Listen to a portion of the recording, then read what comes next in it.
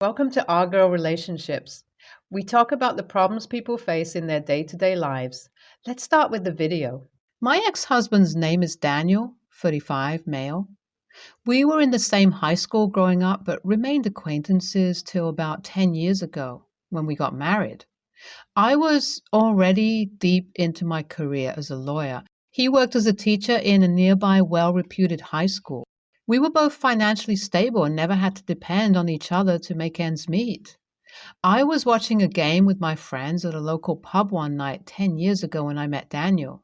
That was it. As soon as we locked eyes across the room, there was a spark between us that was obvious to both of us. That evening, we shared a table and spoke for several hours. He was an amazing guy with so many talents, especially for his age. I couldn't stop looking at him. That night, we ended up exchanging numbers and we've been together nearly every day since. But now, almost a decade later, I'm beginning to suspect that perhaps he was only drawn to me because of my accomplishments and appearance. I was so drawn in by Daniel's charisma and his love for all things simple. There were several instances wherein I'd wish list an item from Home Depot, and he'd insist on building it for me from scratch. Dan and I built almost all our furniture together through the years.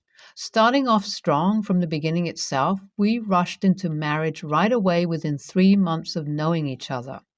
But I suppose I should have been more alert when our marriage's first warning sign materialized as a red flag. He was the perfect partner in a relationship, and I made sure we took our time before we tied the knot.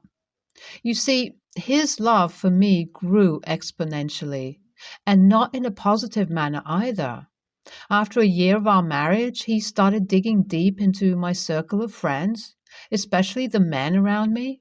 If there was any guy he remotely felt was interested in me, a happily married woman who never took off her ring, he would coax me into cutting them off. It was foolish of me to fall for his sweet manipulative words the first couple of times. I didn't realize he was trying to get rid of every male around me till he hit the last nerve. My cousin Tim, 45, male, texted me one fine morning telling me he was back in town and that he'd love to grab some coffee together like the good old times. Daniel snooped into my phone and woke me up with sheer rage. He claimed I was cheating on him and called me several names I still shudder thinking about. He refused to calm down, pushed me away once or twice, I don't even remember, and told me we were done. I was completely devastated as the lack of trust my husband had in me.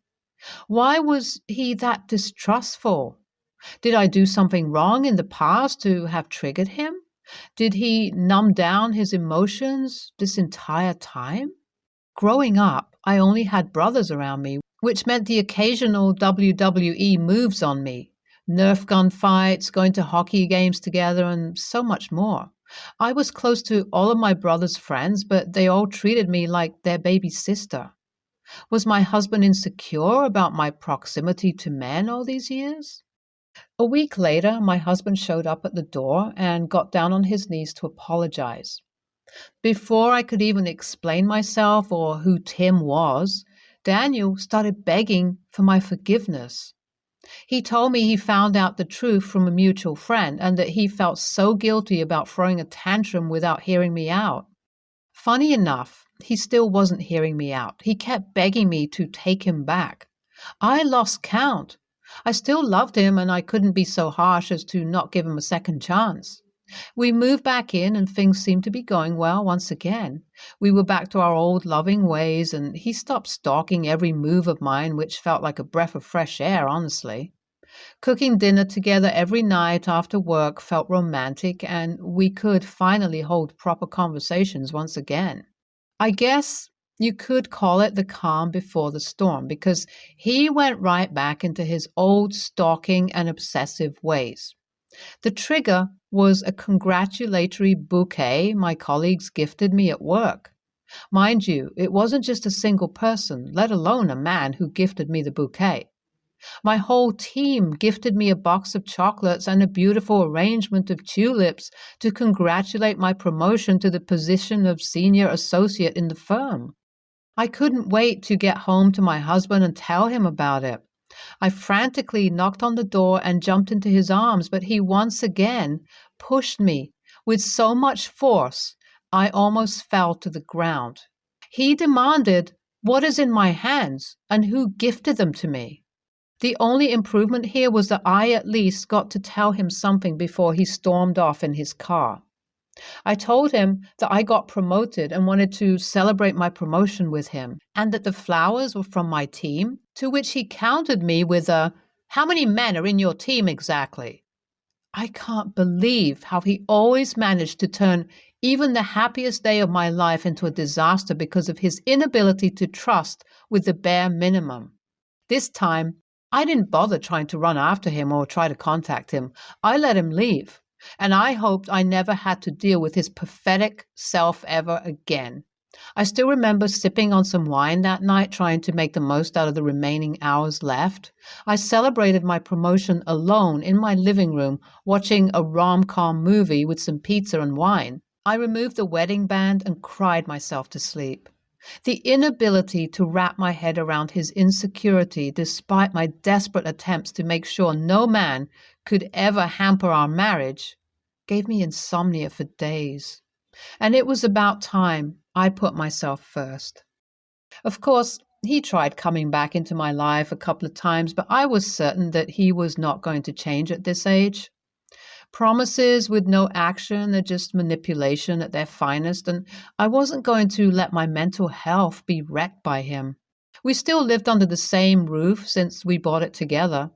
I simply slept in the guest bedroom the entire time, avoiding contact with him altogether. I could tell it was killing him from within, but I decided to rip the Band-Aid off anyway.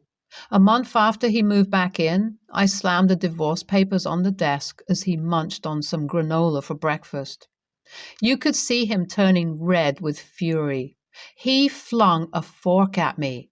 I still remember having to run away from my own house in my PJs and calling 911. It's been a year since the incident, and I've moved to a new place I could call my own. My marriage with Daniel traumatized me to such an extent every ounce of my being was repulsed by love. I thought I wasn't capable of it anymore, considering how drained I was. Dating apps in this generation just didn't hit the spot for old school romantics like me. I focused on my career and adopted a tabby cat from the shelter. Best decision I've ever made, to be real with you. It was a breezy and chilly Saturday evening when I was out and about grocery shopping at Trader Joe's. My phone started to buzz a couple of times, like a series of texts coming in one by one. When I checked the phone, my heart sank to see 7 messages from Daniel. What did he want to do with me now? Why is he spamming me with texts now? His messages read something along the lines of, "How are you doing?" and "I'm getting married next week." A sudden jump for sure, but I was happy for him, albeit sad for who the girl was, who had to tolerate his insecurity next.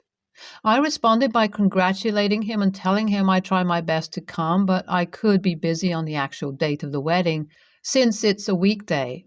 Knowing him, he probably got offended in some weird, crooked way and decided to make jabs at me by telling me how his fiancée is extremely beautiful, patient, loving, and young. Yes, you heard that right. His fiancée, Monica, was a 25-year-old woman. He kept emphasizing her age, but sadly for him, all my remnant feelings for him died the day he tried to assault me. The name Monica sounds extremely familiar to me, and I kept trying to recall where I heard it before. I wanted to snap myself out of it because a part of me thought indulging in finding out more about his fiancée would hinder all the personal growth and healing I've done. I went on with my evening snuggling with my cat and decided to call it a day earlier than usual. My subconscious haunted me the entire time, begging it to be some other Monica and not the Monica that I know. The day I received a call from Tim, all my nightmares came to life. My stomach felt so uneasy when I heard Tim tell me his daughter is getting married this coming week and that he'd love to catch up. You see, ever since my ex-husband and I had our first fight over Tim, I struggled to make time for relatives other than my immediate family. I had to cook up some excuse and tell Tim I couldn't make it at that time. He does not know the truth behind my divorce and couldn't even meet Daniel. This was going to be one hell of a mess, I could tell. I told Tim the entire history that Daniel and I had, how his text sent Daniel in a spiral, how I couldn't keep in touch with any male relative in the fear that my marriage would break, which it ultimately did, and how his daughter Monica might just be getting married to the same Daniel we know. Tim sent me a recent picture of Monica and him, and I forwarded that to Daniel out of the blue. He responded with annoyance, asking me if I'm already trying to break his second marriage out of jealousy by trying to instigate that his fiancée is cheating on him. I can't believe how dense this man is. The single sentence was enough to send him off the radar for days. Monica is my cousin Tim's daughter, the one you falsely accused me of cheating with. Okay, so Tim called me today, 3 days after I posted this, telling me how the wedding got postponed for another day. We both feel like it might just get cancelled altogether, but we shall see. Monica apparently came home crying to her parents that her fiancé all of a sudden didn't want to get married anymore, and upon demanding an explanation, he never gave her the clarity. Cliché douchebag move, Dan. As of now, I'm just trying to process how creepy this whole situation could have been if he never texted me that he was getting married. Imagine meeting your creepy ex-husband at a family dinner married to your cousin's daughter. It just gives me shivers thinking about it. Like, I wouldn't be so against it if the divorce was mutual and on good grounds, but I know what he's capable of doing. She's not safe. It's been a week since the last update. Tim and I came clean to Monica about Daniel and his history with me. I recall meeting Monica a couple of times when she was still a toddler, but seeing that cute toddler grow up into this beautiful woman who also almost got lured into a terrible marriage filled with potential misery. I'm all for believing that people can change and whatnot, but I am so protective of my family. As of now, I think Monica is equally disgusted, or to put it in better terms, repulsed by the idea of marrying her aunt's ex. I think this is going to be my last and final update because as far as Monica and Daniel are concerned, they've decided to split. Tim told me how Daniel came over to the house to apologize not just to Monica but to Tim and his wife, Mary, 42, female. I think it was a sweet gesture, but in all honesty, I'm so relieved that I could prevent this disaster. At the same time, I can't help but think, what if Daniel had changed and loved Monica? What if he could have made her genuinely happy? I feel miserable again. In all honesty, it sounds like you endured a lot and you truly deserve a better partner. I honestly believe that his mental instability may be a result of unresolved difficulties from his past. But this story took a turn in your favor, so I'm satisfied. I don't know how to feel about this story either. I've always believed the quote, "Not a bad person, just not your person," resonates with me even in this scenario. I can't help but feel bad for your ex-husband, but at the same time, both sides need to have the truth in front of their eyes. I have a daughter, Tori, 4. My brother Jason has a girlfriend, Carmen, who has a daughter, Leah, 5, with her ex, who does not see Leah. Jason and Carmen have been together 6 months and don't live together. I met Carmen first at a dinner when they had been together for 4 months, and the next time I saw her was when she and Jason came to my house with Leah. Leah and Tori were playing together in my drawing room. I was watching them, and Carmen was in the kitchen with my mother preparing tea. After a while, I heard the girls raising their voices, so I went over to see what happened, only to find Tori tearing up and Leah looking very angry. I asked the girls what had gone on. And after a fair bit of untangling, I figured out that Leah had told Tori that they were cousins, and Tori had said that they weren't. This upset Leah, who kept trying to make Tori admit she was wrong, which Tori would not do. Leah kept insisting they were cousins, but Tori said they can't be because Jason isn't Leah's dad. Both girls were demanding I settle the debate, so I just said that no, they aren't cousins, but that doesn't mean they can't be friends. And someday, if Jason becomes Leah's dad, they might be cousins. Leah immediately burst into tears. I called Carmen back into the room and explained what happened. Carmen insisted I should have told the girls. Leah was right to make her feel validated and part of the family. I argued that I wasn't going to lie to my daughter to force a narrative. This was the second time I was meeting Carmen, and the first time the girls met. Did she really expect me to gaslight my daughter for the sake of what she told hers? At this point, Leah was inconsolable. So Carmen and Jason left. Jason has since told me he thinks I owe Carmen an apology. He said even though Tori was right, it would have been easier to spare Leah's feelings and explain the situation to Tori later. I told him I wasn't going to lie to my daughter and teach her that you adapt the truth to fit the situation. I was happy to stand my ground on this until Jason said Carmen is refusing to see the family. Our parents sided with me. Because of this, since she takes it as proof we don't like her. I don't think I was the AH for taking my daughter's side, but since Carmen is making such a scene, I'm beginning to think maybe this is a bigger deal than I realize and maybe I messed up. NTA, I think you handled the situation as best you could and even told the girls one day they could be. Carmen is playing a dangerous game with her daughter's feelings. Have only been with a man for 6 months and pushing the family narrative. She's the one setting her daughter up for heartache, and you were just being honest in an awkward situation. The fact that Carmen is now refusing to see everyone just proves that she's immature and pushy. NTA. You were truthful to both of the kiddos, which is what you want to do.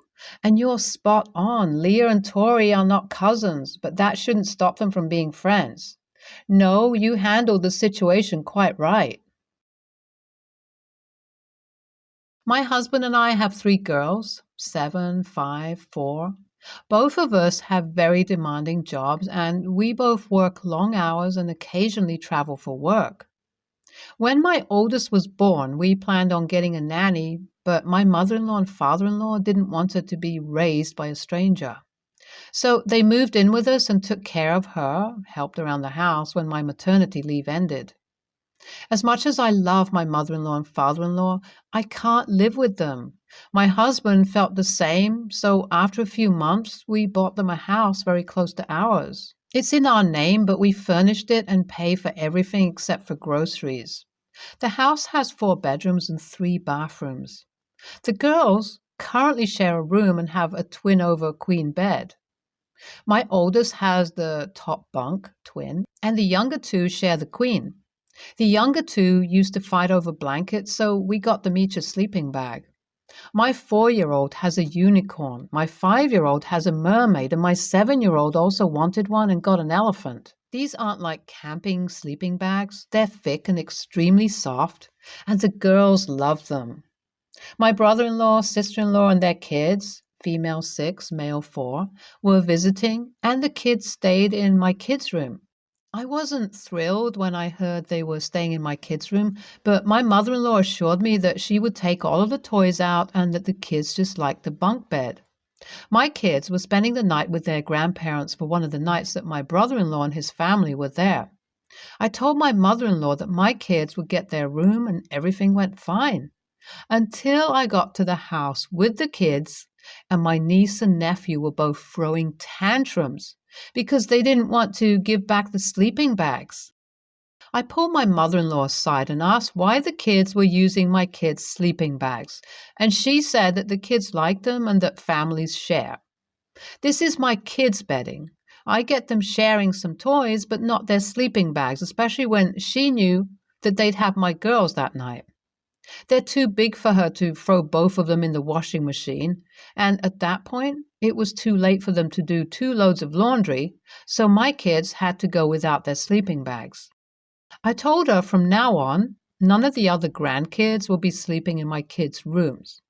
We're giving my oldest her own room, since I can't trust her to respect their belongings, and if this happens again, she won't be allowed to watch my kids anymore. My husband agrees that she shouldn't have let them use the sleeping bags or at least wash them before my kids got there, but he thinks I went overboard. Am I the a-hole? ESH. Why on earth are you having kids that your in-laws are raising to the point they have a room there and you bought them a house? Maybe it's a cultural difference, but I don't get it. It's like the guys wanted to be parents, but not parent. Do the kids care that sleeping bags were shared? If not, why do you care? Grandparents could have at least asked first. Kids or parents, at least. But sounds like you have control issues.